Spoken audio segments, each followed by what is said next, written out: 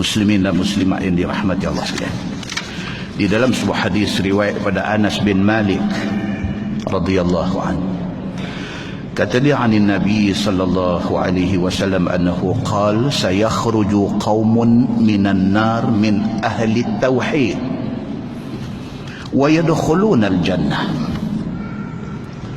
Anas bin Malik radhiyallahu anhu, dia kata Nabi sallallahu alaihi wasallam bersabda, Nabi kata satu kaum daripada ahli neraka yang mereka ini masa atas dunia dulu orang Islam.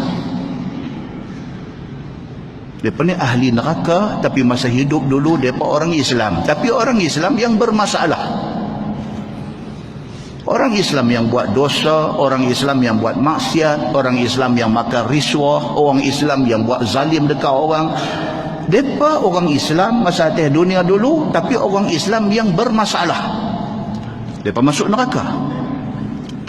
Bila cukup time, mereka diazab sehingga selesai segala dosa mereka dengan Allah subhanahu wa ta'ala, maka dikeluarkan mereka daripada neraka, dibawa masuk ke dalam syurga. Pasal apa? Pasal dia mati sebagai orang Islam. Banyak mana pun dosa dia, selepas habis azab, selesai segala dosa dia dibalas dengan azab, dia akan pergi ke syurga. Pada ketika itu dalam surah Al-Hijr ayat 2 Allah berfirman, rubama yawaddu alladhina kafaru law kanu muslimin. Pada ketika orang-orang Islam yang berdosa, yang mati masuk neraka, yang sudah diazab dia sehingga selesai dosa-dosa dia, ketika mereka ni dibawa keluar daripada neraka nak pergi ke syurga, orang yang mati kafir yang duk ada di dalam neraka ni duk tengok orang-orang yang Islam yang dulu jahat tapi Islam duk keluar daripada neraka, duk pergi ke syurga, daripada satu puak kepada satu puak, daripada satu kumpulan kepada satu kumpulan. Geng-geng yang mati kafir ni kata apa? Rubama yawaddul ladzina kafaru. Pada hari itu orang-orang kafir ni teringin sangat depa ni, lau kanu muslimin, kalaulah dulu kita pun Islam juga, alangkah baiknya. Jadi orang Islam ni walau dosa banyak mana pun satu hari ke syurga, tapi mati kafir sampai bila-bila dalam neraka.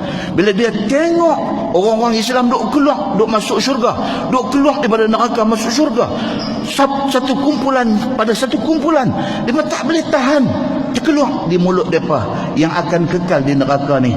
Mereka kata, ish, kalaulah dulu kita jadi orang Islam, alangkah baiknya. Muslimin dan muslimat yang dirahmati Allah sekalian, hari akhirat juga dipanggil Yaumul Hasr. Sin roh, hasr, maksud dia hari sesalan. Tidak ada manusia yang hidup pada hari akhirat esok melainkan menyesal semua. Orang kafir menyesal pasal tak jadi Islam. Pemimpin menyesal pasal tidak amanah dan tipu rakyat semasa jadi pemimpin. Ulama menyesal pasal masa hidup atas dunia mereka jadikan dakwah ini sebagai produk untuk diniagakan. Di atas dunia Allah bagi dekat dia ilmu, dia jadi ulama, dia mencuai ilmu dia dengan harga yang tertentu. Anda panggil aku ceramah 3,000. Kawan nak panggil ni kata ni ustaz, tapi masjid ni masjid kecil je, 3,000 tak boleh bayar, 300 boleh tak? Dia kata 300 panggil ustaz lain. Macam ni punya ulama di hari akhirat esok dia menyesal di depan Allah kerana dia jadikan Islam, dia jadikan dakwah dia sebagai produk untuk buat duit. Polis menyesal sebab tangkap orang yang tidak bersalah. Ibu bapa menyesal kerana tidak didik anak dengan sewajarnya. Anak-anak menyesal pasal tak cukup bakti kepada mak bapak dia sebelum mati. Suami menyesal pasal tidak jalan tanggungjawab terhadap isteri. Isteri menyesal sebab derhaka suami. Semua orang diselubungi sesalan, menyesal kerana tidak gelut untuk taat Allah Subhanahu wa taala. Menyesal pasal ada yang tinggal salat fardu. Menyesal pasal banyak peluang untuk buat pahala, buat benda sunat dilepaskan begitu sahaja. Menyesal pasal kurang baca Quran.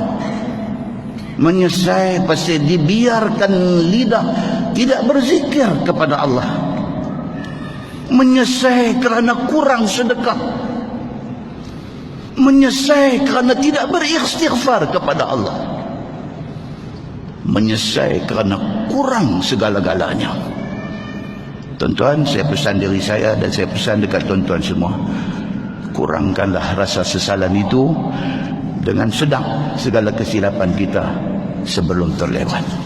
Mudah-mudahan mukadimah itu memberi manfaat kepada kita, insya-Allah. Kita menggunakan Bahrul Mazi jilid 21. Bahrul Mazi jilid 21 muka surat 84. Kita masuk satu subtopik. Dia kata salatul wusta itu sembahyang apa? Dan kita dah gezek bulan 11 hari tu ni. Ada satu ayat Quran sebut tentang salatul wusta. Maka ulama berbeza faham. Apa salat wusta itu sebenarnya? Salat apa? Kata Khazin di dalam tafsirnya. Kita dah cerita dah masa kuliah kita 2 tahun lepas tentang tafsir Khazin. Tafsir Khazin ini satu tafsir yang unik.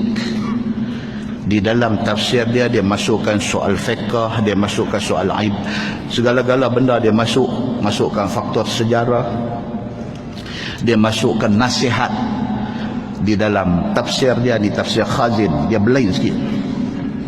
Dia ada peminat dia yang orang yang suka baca tafsir Khazin. Kita cerita dalam kuliah dulu kan, bila main tafsir ayat tatajafa junubuhum anil madaji'. Ayat apa tu? Surah Sajdah yang kita duduk dengar pagi Jumaat. Ayat tu kata orang-orang yang bagus-bagus ni apa dia? Orang yang selalu merenggangkan pinggangnya daripada tempat tidur. Maksudnya apa? Orang yang jaga pukul 5 ayat semayang, Allahu Akbar, tahajud 2 rakaat. Bila baca ayat tu, dia tulis tafsir dia, dia injek masuk nasihat. Ini Khazin, tafsir Khazin. Dia masuk nasihat dalam tafsir dia. Dia seru kepada orang yang baca tafsir dia, mailah kita cuba gagah-gagahkan diri kita, bangkitlah malam untuk bertahajud. Unik dia ni. Cuma dalam tafsir Khazin ini dia ada banyak juga unsur-unsur Israiliyat, unsur-unsur exaggeration. Dalam dia nak mengajak orang suruh buat baik tu, dia exaggerate, dia besar-besarkan banyak benda. Maka orang yang tak suka unsur ni, antam dia dari sudut ni. Tapi dia orang Masya Allah hebat yang kata Khazin ini.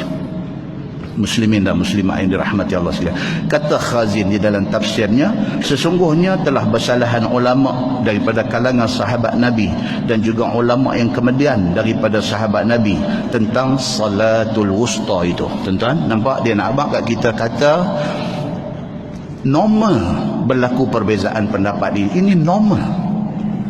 Daripada zaman sahabat Nabi, generasi yang jumpa Nabi pun boleh berbeza pendapat. Apatah lagi kita yang hidup 1400 tahun selepas daripada wafat Nabi. Kalau berlaku beza pendapat itu perkara biasa.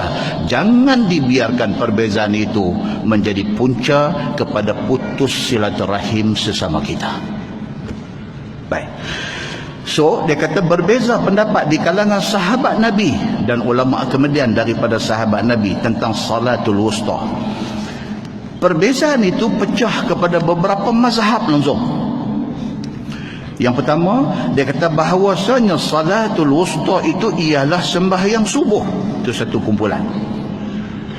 Dia kata Allah Subhanahu wa taala maksudkan dengan salatul wusta itu ialah sembahyang subuh. Dia kata pasal apa? Pasal sembahyang subuh ni ramai orang tergelincang. Bila Allah suruh kita jaga dengan sembahyang wusta, sembahyang yang Allah suruh jaga ni selalu sembahyang apa? Subuh, dia kata. Pasal subuh ni sahabat besar pun boleh terlajar. Sahabat besar tu masa pergi masjid, masa duduk tidur sahabat tak pakai. Pukul 7 suku. 7 suku. Nampak tuan-tuan? Maknanya sebahagian ulama kata yang dimaksudkan dengan salatul wusta itu ialah sembahyang subuh. Dan siapa yang kata? Umar bin Al-Khattab radhiyallahu anhu. Hebat tak tuan-tuan? Sangat hebat. Sayyidina Umar bin Al-Khattab radhiyallahu anhu, dia kata yang dimaksudkan dengan salatul wusta adalah sembahyang subuh, kata Sayyidina Umar. Siapa lagi kata? Ibnu Umar. Siapa dia ni? Anak kepada Sayyidina Umar bin Al-Khattab radhiyallahu anhu. Dua-dua pak dengan anak kata salat wusta itu ialah sembahyang subuh. Siapa lagi kata? Ibnu Abbas. Hebat tak tuan-tuan Ibnu Abbas? Kita dah cerita banyak kali kehebatan Ibnu Abbas ini. Siapa dia ni? Sepupu Nabi. Bapa dia pak penakan Nabi, Al-Abbas. Siapa lagi yang kata? Muaz bin Jabal. Hebat tak tuan-tuan yang kata Muaz bin Jabal ni? Hebat. Pasal apa hebat Muaz bin Jabal? Pasal Nabi SAW pernah panggil dia. Dia mai dekat, Nabi pegang tangan dia. Bila Nabi pegang tangan Muaz bin Jabal ni, Nabi kata dekat Muaz bin Jabal, Nabi kata, ana uhibbuk, wahai Muaz, aku sayang hang. Nak jadi satu orang yang Nabi panggil, yang Nabi pegang tangan, yang Nabi sebut di mulut. Nabi kata, ana uhibbuk, wahai Muaz, aku sayang kau. Hebat tak dia? Sangat hebat Muaz bin Jabal ni. Dia kata salatul wusta itu ialah sembahyang subuh, dia kata. Siapa lagi kata? Jabir, Atha, Ikrimah, Mujahid, Ar-Rabi' bin Anas. Ramai sahabat-sahabat Nabi yang lain yang mengatakan sembahyang wusta itu ialah sembahyang subuh. Dan dengan dia berkata imam mazhab, iaitu Imam Malik dan juga Imam Syafi'i radhiyallahu anhum ajma'in. Imam mazhab kita, Imam Syafi'i juga, dia pegang yang ni. Dia kata salatul wusta yang dimaksudkan dalam Quran itu ialah sembahyang subuh. Imam Syafi'i pegang yang ni. Mazhab yang kedua, mazhab yang kedua bahawasanya salatul wusta itu ialah sembahyang zuhur. Ini kumpulan kedua. Dia kata no, bukan subuh. Sembahyang wusta yang dimaksudkan dalam ayat tu ialah sembahyang zuhur. Dan ialah qaul Zaid bin Thabit. Hebat tak tuan-tuan Zaid bin Thabit? Hebat. Dia ni sahabat yang hebat dalam bidang apa tuan-tuan? Quran. Zaid bin Thabit di antara sahabat yang mendapat endorsement, dapat pengiktirafan daripada Nabi sebagai orang yang faham Quran. Tapi Zaid bin Thabit kata apa? Dia kata salatul wusta itu ialah zuhur. Dia kata. Siapa lagi kata? Usamah bin Zaid. Siapa Usamah bin Zaid? Anak Zaid bin Thabit. Baik, siapa lagi kata? Abu Sa'id Al-Khudri. Dan mereka ambil daripada riwayat Aisyah. Dan dengan dialah berkata Abdullah bin Shaddad dan sebagainya. Nampak? Hebat tak orang-orang yang kata sembahyang wusta itu sembahyang zuhur? Pun hebat. Mazhab ketiga, bahawasanya salatul wusta itu ialah sembahyang asar. Dia kata. Dan ialah qaul Ali bin Abi Talib. Yang kata salatul wusta itu sembahyang asar, siapa dia? Ali bin Abi Talib. Hebat tak tuan-tuan Ali? Masya Allah. Tak tahu nak hebat dia. Sayang Nabi dekat dia ni. Banyak hadis menceritakan kasih Nabi kepada Ali bin Abi Talib.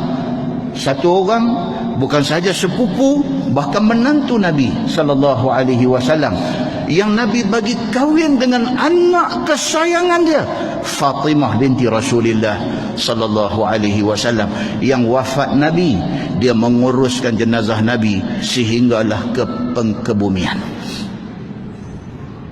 Ali bin Abi Talib kata apa?